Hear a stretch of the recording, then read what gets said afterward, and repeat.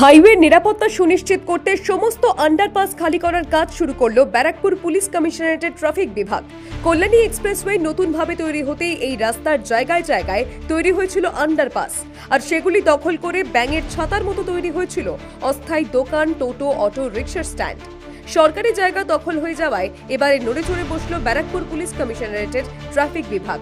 ৪৫ kilometre দীর্ঘ কল্যাণী এক্সপ্রেসওয়ের মোট ১৭টি আন্ডারপাস খালি করার কাজ শুরু করেছে পুলিশ আধিকারিকরা। বাসুদেবপুর পানপুর মোড় চত্বরেও রাস্তা খালি করার কাজ শুরু করা হয়েছে। আমাদের যে কল্যাণী এক্সপ্রেসওয়ের আন্ডারে যে আন্ডারপাসগুলো রয়েছে, টোটাল ৪৫ কিলোমিটার কল্যাণী এক্সপ্রেসওয়ের আন্ডারে ১৭টা আন্ডারপাস রয়েছে। তো বিভিন্ন সময় দেখা যাচ্ছে যে আন্ডারপাসগুলোতে বিভিন্ন রকম এনক্রোচমেন্ট হচ্ছে।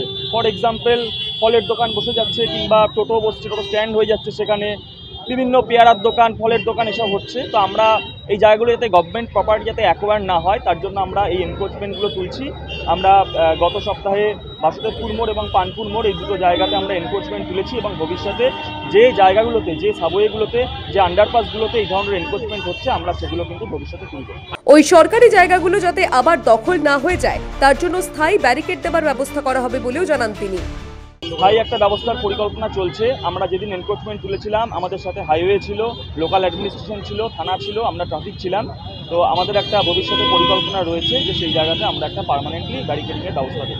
সম্প্রতি কলকাতা ব্যারাকপুরকে কল্যাণীর সঙ্গে যুক্ত করতে ব্যারাকপুর কল্যাণী এক্সপ্রেসওয়ে সম্প্রসারিত করা হয়েছে, আরও উন্নত ও ঝাঁ চকচকে করা হয়েছে।